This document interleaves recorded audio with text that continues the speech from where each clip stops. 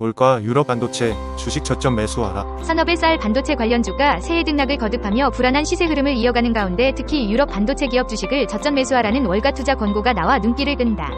글로벌 반도체 기업들 주가를 담은 필라델피아 반도체 지수는 새해 첫 거래일부터 약 3.7% 하락세를 기록했다가 반등했지만 현재로서는 투심이 방향을 찾지 못하는 분위기다.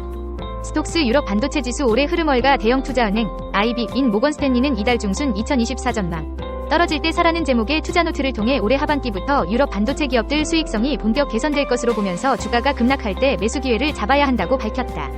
유로존 증시에 상장된 유럽 반도체 기업 주가를 담은 스톡스 유럽 반도체 지수는 16일 현지 시간 기준 6,393.5일을 기록해 올 들어서만 약 11% 떨어진 상태다. 같은 기간 미국 필라델피아 반도체 지수가 약 2% 하락한 점에 비해 낙폭이 더 큰 배경 중 하나는 미국과 달리 유럽 경제가 제조업 강국 독일을 중심으로 침체 그림자가 짙어졌다는 점이다.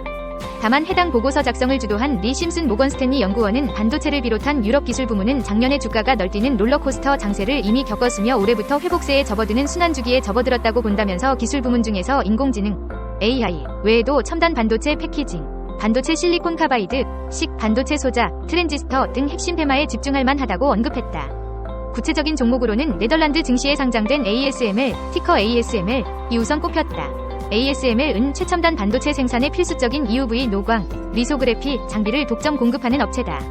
앞서 월가 또 다른 IB 인시티도 보고서를 통해 미국 네덜란드 정부가 ASML이 중국에 장비 수출하는 것을 통제하는 등 미중 갈등이 위험 요인임에도 불구하고 해당 기업의 시장주의를 감안하면 주가가 780유로로 오를 것이라면서 매수 투자 의견을 강조한 바 있다. 해당 종목 주가는 16일 기준 1주당 652.30유로를 기록해 올해 약 2% 떨어진 상태다. 한편 심슨 연구원은 네덜란드계 반도체 장비 설계 생산업체인 B 세미컨덕터 인더스트리즈 BSI를 비롯해 프랑스 증시에 상장된 반도체 생산기업 ST 마이크로 일렉트로닉스 STMPA와 반도체 소재업체 소이텍 SOI, 독일 증시에 상장된 전자설계 자동화 기업 시놉시스 SYP 등을 저점 매수할 만한 종목으로 꼽았다. 거론된 종목 중 ASML과 시놉시스는 미국 증시에도 상장돼 있다. 다만 매수 시점과 관련해서는 주가가 급락할 때마다 부분 매수하는 적립식 투자가 유리할 것으로 보인다.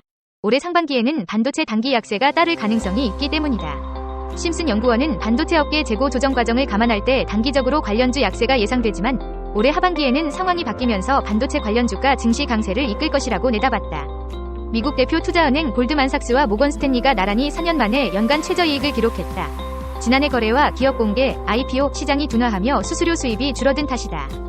16일 현지 시간 주요 외신 보도에 따르면 골드만삭스는 지난해 순이익 85억 달러, 약 11조 3,900억 원을 기록했다.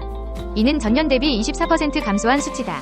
핀테크 금융 플러스 기술, 대출 플랫폼 그린스카이 매각 등 소매 금융 부문에서 철수하며 발생한 손실의 영향이 크다. 모건스탠리는 지난해 전년 대비 18% 감소한 순이익 91억 달러, 약 12조 1,940억 원을 기록했다. 투자은행 및 무역 부문의 이익이 약 3분의 1 감소했다. 지난해 4분기 실적만 놓고 보면 골드만삭스와 모건스탠리의 성적표가 엇갈렸다. 골드만삭스는 연간 성적은 부진했지만 4분기엔 애널리스트들의 예상치를 웃돌았다. 점사 분기 자산관리, 주식거래 사업이 성장세를 이끌며 순이익 20억 달러, 약 2조 6,796억 원을 올렸다.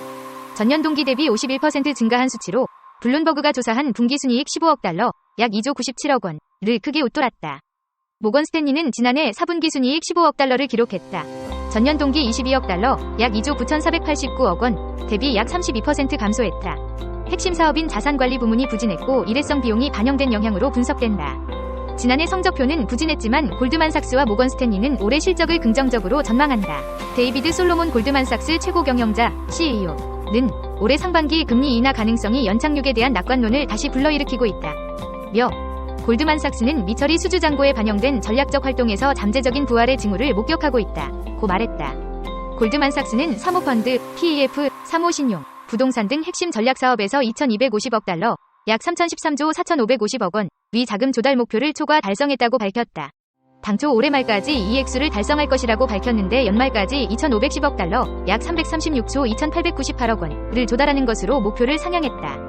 테드픽 모건스탠리 CEO는 지정학적 긴장과 미국 경제 방향에 큰 위험이 있다고 지적하면서도 2024년을 자신있게 시작하고 있다. 고 밝혔다. 그는 인수합병, M&A과 IPO 파이프라인 구축, 이사회 신뢰도 향상, 소매 및 기관 고객의 긍정적인 분위기 등 증거를 기반으로 앞으로도 건설적인 상태를 유지할 것이라고 덧붙였다.